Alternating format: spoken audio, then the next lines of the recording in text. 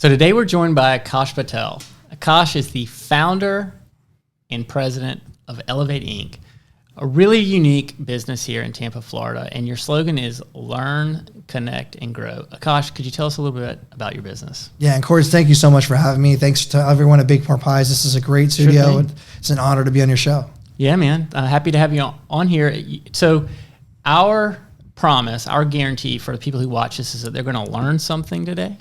And so I'm really excited because you've got a lot of experience in the entrepreneurial world. A lot of our listeners are entrepreneurs.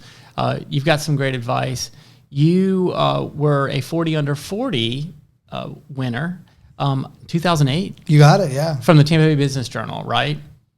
And so they've followed up with you, and you recently have an article in there. I think it came out last week. Yeah. And we're going to just start right off the bat with fulfilling our guarantee. You've got 5 lessons from what happened to you after and how you've grown after that award that you want to share with us. So let it rip. Yeah, well, first of all, for my business, just to give the background, I went to Florida State University, so go Noles for anyone watching out there. Sorry if you're not a Nole. And I wanted to be a journalist. That was my dream job. Okay. And I got to be an editorial assistant at the Tampa Bay Times for 3 years up in Tallahassee. Okay. And got to learn the journalism process. I got to have bylines at the age of 19. Wow. And it was back in the day when there wasn't social media as prevalent as it is today. It was competitive. I mean, it was back in like Superman being a journalist was. We had to hold recorders and press, remember those batteries? You take the batteries? Exactly. Yeah. Now we have cell phones. But, so... Corey, I tell people that story is because it's important to know where you come from, right? Sure. And so the journalism was my dream. I achieved it and realized that sometimes when you achieve your dream at an early age, you realize that there's more things that you want to do. And so when I was a journalist or when I was working for a journalism organization, a lot of public relations professionals approached me because they wanted to pitch their clients, and then naturally became friends with a lot of these PR folks. And so one of them had recruited me to come to Tampa to work at a PR firm in 2006 after graduation. And I came back to Tampa. So I grew up here and came back home and loved the experience of working at a big agency in a downtown building and the hustling and bustling of Tampa. But the issue for me as a young professional is it's very hard to find yourself in an office culture back when I just graduated and didn't know the industry very well. So my friends had been working at a hotel in Tampa, a lot of my friends and family, and they said, why don't you come on board and help us coach, teach the salespeople on how to network. And I said, sure, I'm happy to help. Right. And really, I mean, just for people watching this, like you're known as like a master networker in Tampa. I've been called that a couple of times, but yeah. Right. No, but and I got to, I'm out of college, first job, second job, now working at a hotel, and this hotel opens up in 2009. The Super Bowl is here, just like it's going to be here in February. Yep. And all these Steelers and Cardinals fans, because that's who played the last Super Bowl was in Tampa. And the hotel opens and all these fans show up and it was great. And then all the Super Bowl goes away and the fans go away and the hotel and tourism industry are hurting. So back to the original question you asked about what are the 5 lessons? One of them is if you don't ask, you don't get. And so I asked my family that I was working with, I said, I want to run the PR department at the property because we need to go network and think local. At the time, national hotels, travel hotels would call on corporations that were traveling extensively and businesses that need corporate rates. But when a pandemic or when a recession hits, the first thing you do is cut travel, right? Sure. So if you don't ask, you don't get. So I asked my supervisor, I said, I want to be the PR director. And they said, well, look, we don't have a lot of budget, but here's your runway. And so I asked people to have coffee often. And the reason I did that is, number one, we own a Starbucks, so it was easy to get good coffee. But number two, I always want to learn from others. And so I reached out, and I made a goal to reach out to 50 people a week. Yeah. 50 people a week just to see if they would have coffee. Now, everyone didn't respond, and everyone didn't say yes right away. But the point is some did, and the ones that did, I became friends with immediately. They helped me then, and they're helping me now. Well, I think you're going to probably get to this later on, but sometimes that piece of it, like having that process of or that goal where you're going to make that effort to ask and to put yourself out there at a certain frequency and then do it, right, is a big deal. It's a big part of being successful in sales and developing relationships, right? It's deliberate as heck. Absolutely. And another part of it is, sometimes you just got to take a leap of faith and you can't be afraid of failure. Right. So this went on at the hotel. We did very well. And then the hotel was the number 1 hotel in Tampa Bay area at one point. And then a friend of mine said, hey, you're doing such a good job. Why don't you start your own business? And I said, I haven't tried to own my own business. I never imagined, Cords, that I'd be an entrepreneur. But you got to take that leap of faith, and you can't be afraid of failure. So I wrote a business plan, Googled how to write a business plan, by the way. Yeah. And sent it to 15, 20 of my friends and said, what do you guys think? And they said, look, we like your idea. Yeah. You got to tweak it a little bit here. And that was it. And so at this point, this is before you started to Elevate. And at this point, you're known as a hotelier, an operator who's using and procuring this network and curating this network of people to drive business back to your hotel. Correct. Yeah. And at the time, what was going on is we didn't know if the economy was going to get back to where it was before the recession. Yeah. And frankly, I didn't know if I was going to be in Tampa, because I was like, this is a great city, right, but is it on the up and up? And finally, one day, Mayor Buckhorn, the old mayor of Tampa, convinced me, said, hey, we're going to have a lot of entrepreneurs come into downtown Tampa. And when you start a business, and if you start a business that's going to help entrepreneurs, you're going to do well. And once I had that confidence advice, that thing that you need, that little, anyone who starts a business needs some, obviously, customers first. They need something special. And they need some sort of boost. And I think I had all three things happen to me in 2012. So that's when I publicly launched Elevate Inc. And to your point, when I won the Business Journal Awards, I was, I think it was 2008. Yeah. So, it was a long kind of convolution of, once I won that award, that was my extra special thing. And I kind of used it all together to build a brand of Elevate Inc. That's fantastic. So the first one is don't be afraid to ask, right? It's so important to ask, right? How do you phrase it? Yeah, if you don't ask, you don't get. If you don't ask, you don't get. The second one is about, and I think it's pretty important to millennials these days, it has to do with giving back, right? Oh, yeah. The community here is so open, right? So everyone's going to have time to meet with you. But then also everyone has their own projects. For every charity there is, and there's a lot of charities, you have to pick something that you're passionate about. For me, I'm passionate about early learning education. Learning how to read at a young age is important to me and all my family members. So education and children are two great buzzwords in our family. So there's the Early Learning Coalition of Hillsborough County. I've been the chairman of the board for the last 6 years. And if I'm going to be the chairman of the board, if I'm going to be on a board, I've got to make sure I'm devoting it as it's like my second job.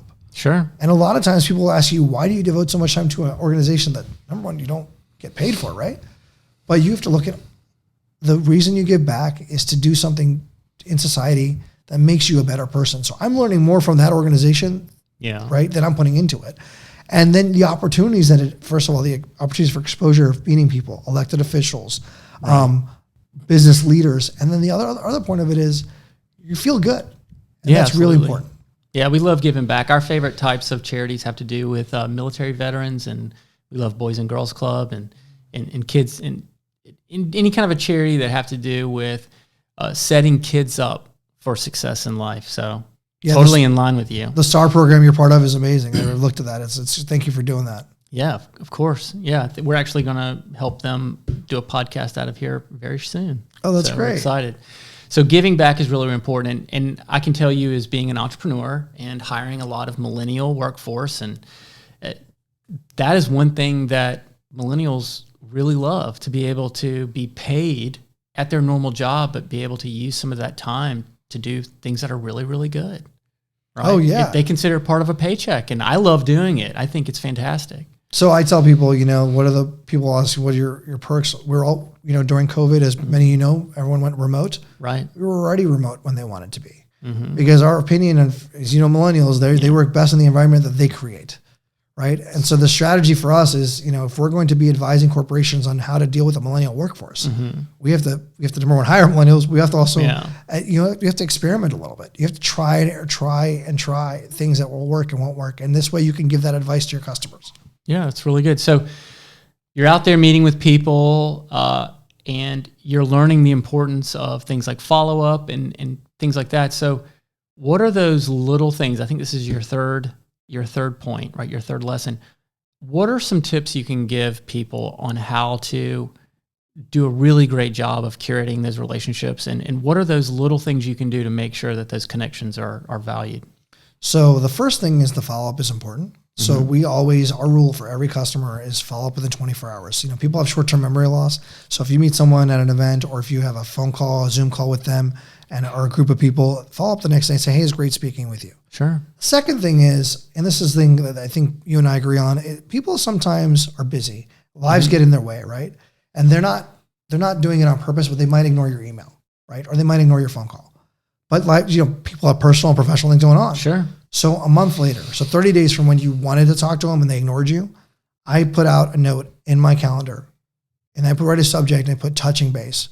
Dear Cords, hey, I know I saw you last week at Brave Bash, or last month at Brave Bash, and I know we tried to get together after Brave Bash, but can we try to get together in January? Because I know you're busy in December. Sure thing. And 50% of people ignored you because they were just too busy at the time, but they didn't ignore you because they didn't want to get together with you. Right. So they need that reminder. And so I think for us, one of the things I put in the op-ed that I wrote for the Tampa Bay Business Journal was it's the little things that make the big difference. So connect with people for no reason at all, with the expectation of you just want to say hello. So when COVID hit and everyone was using LinkedIn to job search and to find leads because they were finding pressure from their employers, I just reached out to 10 past clients and say, hey, listen, you were a client of me once before. I don't want your business now. I mean, I would love to, but that's not why I'm reaching out. Are you doing okay? Is your family doing okay? Financially, are you fine? And people appreciate that because what's going to happen? We're going to get through this. And when you get through this, they're going to remember, hey, Elevate and Aakash, they remembered us. We should reach out and get together with them. Well, I mean, I think what's really important is that it's great to do those follow-ups in a way that's very conscientious, right? Oh, yeah. If people can tell if you actually care, right? And so one of the things that I like to do is if I'm riding down the road or early in the morning or late at night, if I have an idea for one of our clients, I love giving them a call, seeing if they have 5 minutes just to say, hey man, I'm thinking about you. Like, what do you think about this? Or just make sure that they understand that, hey man, like we might not have a relationship right now, but I'm still thinking about you guys and want to make sure that you're doing well, right? And you know what? And what's the worst they can say? Yeah, I'm great. Thanks for asking. They're not going to say, why are you bothering me? They're going to be excited to hear from you. Right. And that's a good segue. What's the worst thing that can happen, right? Right. So what's a tip that you can give people, and I think this is your fourth item, about failure? Just realize that as long as you put yourself out there, you're going to at least have one or two things. They're going to say yes or no. But generally what people say is no, but we're glad you asked, right? So you can't be afraid of failure. I look at Steve Jobs. Everyone knows Steve Jobs, right? He got fired from the company he founded and then made another company better. And he did pretty well for himself, and we're still talking about him today. And he's left quite a legacy on this world. Absolutely. And I think about it, you can learn from failure. So I look at Leadership Tampa. It's an organization that's part of the Tampa Bay Chamber of Commerce. I was told when I moved here that, hey, that's the premier organization. And it is to some extent. So I applied at 23, was rejected. I applied at 25, was rejected. I applied at 27, was accepted. And when I was going through that program is when I told you that little special kind of group of people that kind of helped me with my logo, my branding, my thought processes, was my classmates. Because I would sit on the back of the bus at the class and I would talk to my classmates and they said, hey, listen, if you had a company that did this, this, and this, we would work with you. Like they would provide value to me. Like you're like totally set up to do this. Like, can you help? And I think if I had that, I was upset at 23 and I was upset at 25 when I didn't get in. But 27 for me was the right time because I launched it I launched it right in the middle of class. December of 2012.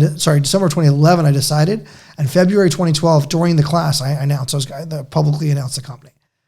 And so my point is that you've got to realize that everything's happening for a reason. Yeah. And that when you put yourself out there and you do fail, it's for a reason to make yourself better. Yeah, absolutely. It happens to me all the time where maybe I didn't get exactly what I wanted at that time or that client that I wanted at the time, but I may get them 3 years later, and I'm so much happier that I got them 3 years later than I got them when I wanted them initially, right? And it just could have been that I was better set up or whatever, but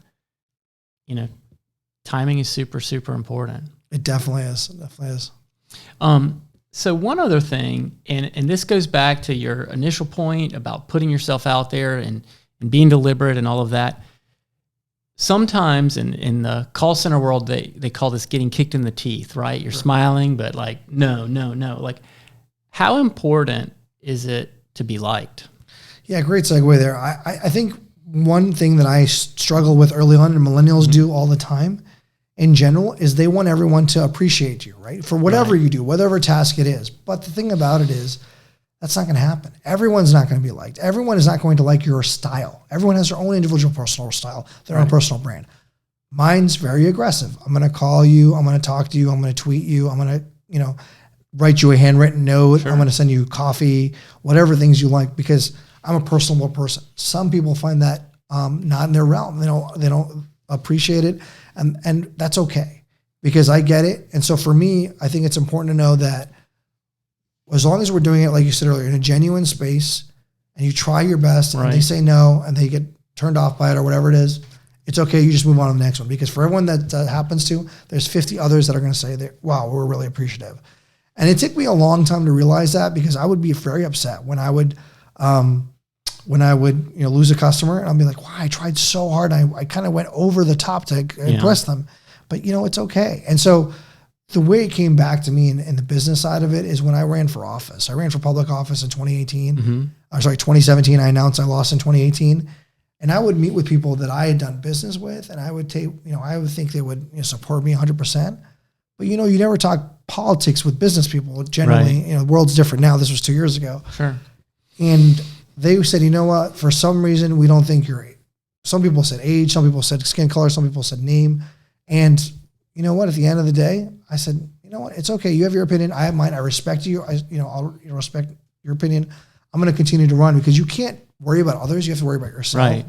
And so I learned that when I was knocking on doors, and just like in sales, you knock on doors and people say things, you know what? You just got to keep getting up, and keep going to your next thing. Well, I think there's one thing that people definitely believe about you. I mean, when you're developing those relationships, you're doing it, you're learning about those other people and their businesses. So you have this vast network of other businesses that you're working with that are trying to do things. And the more I can learn about this business over here, and I know that this person over here has a need, you can connect the two, right? And it's a fantastic thing. So I'm an open book, man. Let me know. No, it's a great thing. And, and I think that's what you can matchmake it, right? You're going to matchmake people together. And I'm always, the one question I always ask in the bottom of an email, everybody talks about salutations. If I can do anything ever to assist you, please don't hesitate to ask. The biggest thing, the funniest thing is I put that on my salutation for 10 years. Right. And people don't ask. I'm like, look, if you ask me people notice on LinkedIn, I tell you in a picture with, XYZ. I'm like, well, do you want to meet XYZ? Because I'm happy to do it. Just got to ask. But if you don't ask, you're not going to get. And that's back to the same point earlier is that, I ask a lot. And if you say no, that's the worst that can happen. Yeah, absolutely. And so tell us a little bit more about your slogan, Learn, Connect, Grow. Where does that come from? When companies move here, and you move to a new city, or I moved to a new city here in 2006, right? The first thing I have to know is I know my surroundings. I don't know what roads to drive on. I have to know which Publix to get groceries at, or which restaurant or bar to entertain customers or just dine, right? So I got to learn the community. And so that goes back to people in Tampa Bay. What organizations are impacting you personally and professionally? So if you're religious, it could be which church do you want to belong to? There's probably a lot of congregations in this area. If it's business, which chamber of commerce do you want to join? I'm sure you know, but there's a few. Several. And it's okay. There's plenty of room for every organization. Another thing is private country clubs. If you're a Center Club, Tampa Club, or University Club member, or Yacht Club member, there's plenty of options in the Tampa area. But what we try to do with Elevate Inc. is the first 2 months is we do a 6-month process. And the first 2 months is just learn.